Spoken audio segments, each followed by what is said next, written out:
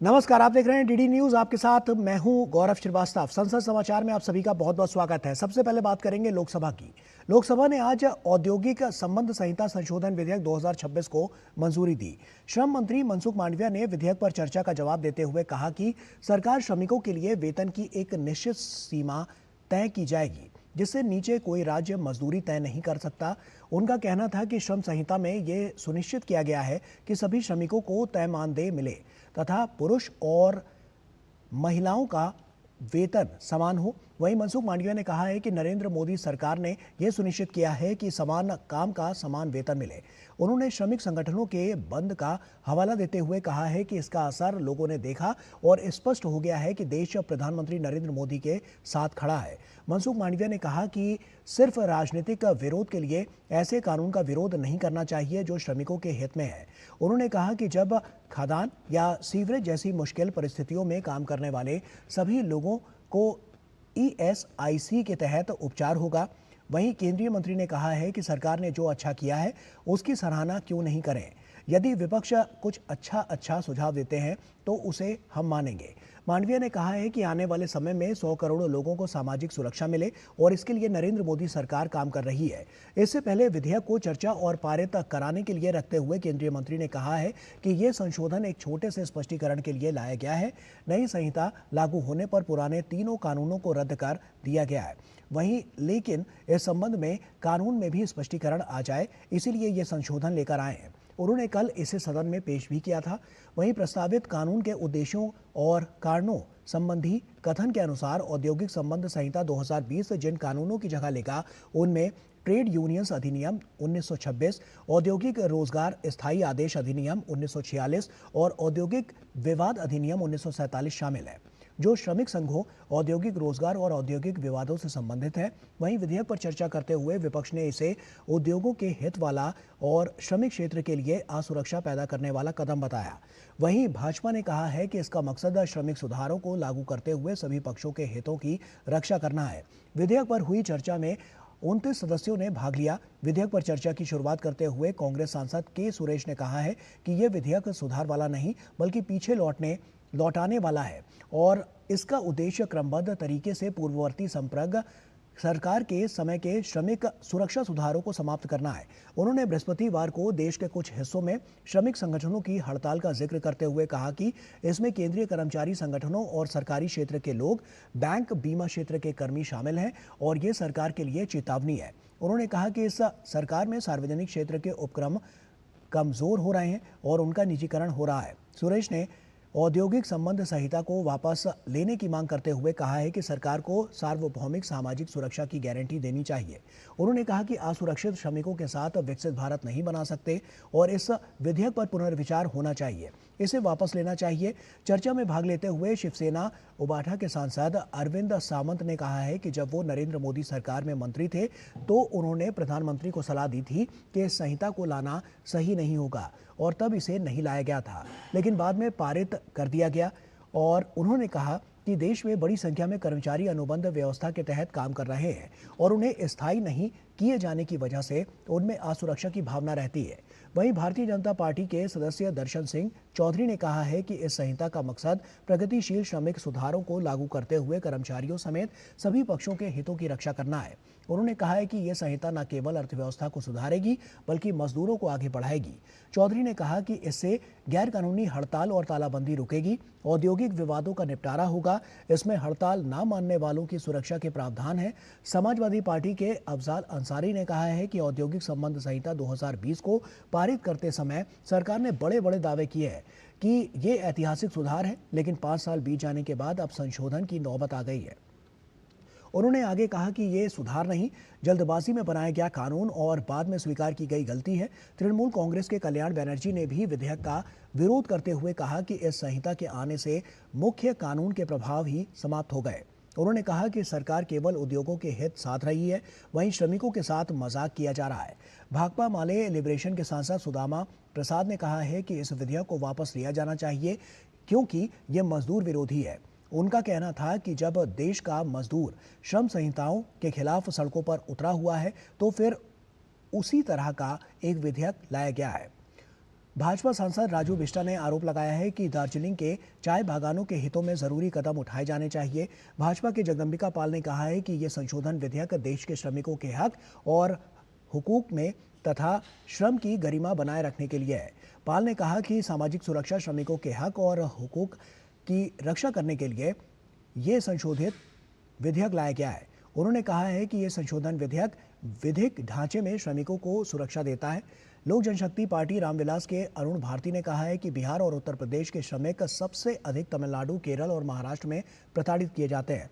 उन्होंने मांग की है कि भारत की नागरिक जहां भी काम करें उसकी गरिमा और सुरक्षा की गारंटी होनी चाहिए। वाईएसआर कांग्रेस पार्टी के गुरुमूर्ति मडीला ने कहा है कि संशोधन विधेयक अनुबंध श्रम, देर से वेतन मिलने से जुड़ी चिंताओं का समाधान नहीं करता है।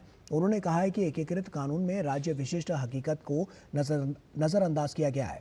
राष्ट्रीय लोकतांत्रिक पार्टी के सांसद हनुमान बेनीवाल ने कहा है कि ऐसे विधेयक को स्वीकार नहीं किया जा सकता जो मजदूरों के खिलाफ है। लोकसभा ने आज विकसित भारत शिक्षा अधिष्ठान विधेयक 2025 और जन विश्वास प्रावधान संशोधन विधेयक 2025 का अध्ययन करने वाली संसदीय समितियों के कार्यकाल को बढ़ा दिया है और उच्च शिक्षा के लिए एकल नियामक बनाने का प्रस्ताव करने वाले विकसित भारत शिक्षा अधिष्ठान विधेयक की गहन समीक्षा के लिए गठित संयुक्त समिति के अध्यक्ष और भारतीय जनता पार्टी की सदस्य डी पुरंदेश्वरी ने सदन में प्रस्ताव रखा है कि समिति का कार्यकाल इस वर्ष मॉनसून सत्र के अंतिम सप्ताह के पहले दिन तक बढ़ाया जाए। वहीं जन विश्वास उपबंधों का संशोधन विधेयक 2025 के अध्ययन के लिए गठित प्रवर समिति की सदस्य और भाजपा सांसद मालविका देवी ने समिति का कार्यकाल इस वर्ष 13 मार्च तक बढ़ाने का प्रस्ताव सदन में रखा। सदन ने ध्वनि मत से दोनों प्रस्ताव को मंजूरी दे दी है। विकसित भारत शिक्षा अधिष्ठान विधेयक संसद के गत शीतकालीन सत्र में पेश किया गया था और इसकी गहन समीक्षा के लिए गत मंगलवार को 31 सदस्यीय संयुक्त समिति के गठन की अधिसूचना जारी की गई। मॉनसून सत्र में जन विश्वास उपबंधों का संशोधन विधेयक 2025 लोकसभा में पेश किया गया था और इसे सदन ने अध्ययन के लिए प्रवर समिति को भेज दिया। ये तो बात रही लोकसभा की। आइए बात करते हैं राज्यसभा की। राज्यसभा में आज वित्त मंत्री निर्मला सीतारमण द्वारा आम बजट 2026 से 27 पर चर्चा का जवाब दिए जाने के साथ संसद में बजट पारित होने का पहला चरण पूरा हो गया। चर्चा का जवाब देते हुए वित्त मंत्री ने कहा कि वर्तमान वैश्विक स्थिति के विपरीत भारत में जीडीपी विकास दर अधिक और मुद्रास्फीति कम है, जो एक दुर्लभ स्थिति है और देश की अर्थव्यवस्था को कमजोर बताने वाले दरअसल देश के उन सभी लोगों का मजाक बना रहे हैं जिनके कारण ये उपाधि हासिल हो पाई है। वहीं वित्त मंत्री ने कहा है कि ये दुर्लभ स्थिति समय पर लिए गए विस्तृत निर्णय एवं कदमों तथा सतत विकास का परिणाम है। उन्होंने कहा कि हमारा लक्ष्य विकसित भारत है और इसी पृष्ठभूमि में बजट तैयार किया गया है।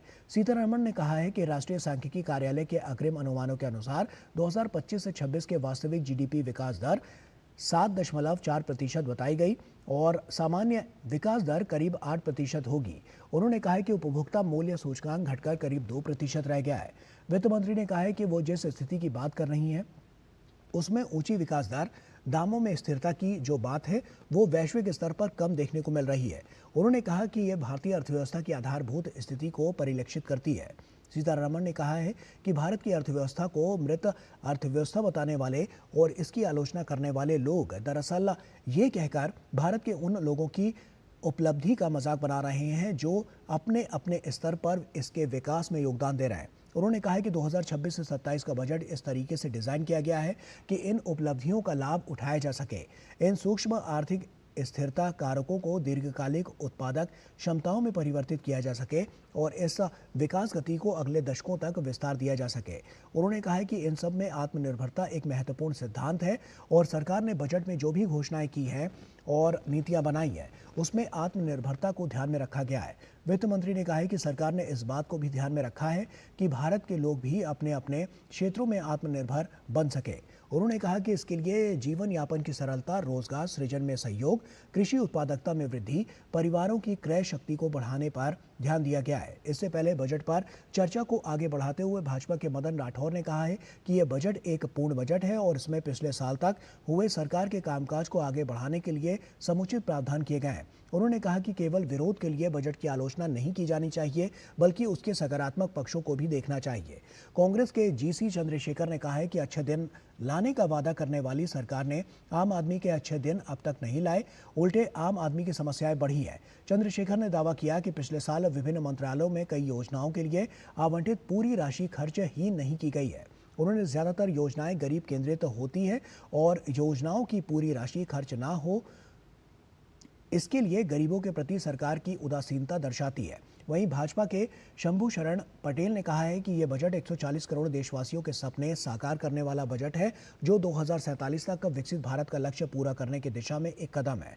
भारतीय कम्युनिस्ट पार्टी के संतोष कुमार पी ने कहा कि सरकार खुद बताए कि उसने आम आदमी के लिए इस बजट में क्या दिया है। भाजपा के अमरपाल मौर्य ने कहा है कि यह बजट देश के दीर्घकालिक निर्माण की नींव रखता है।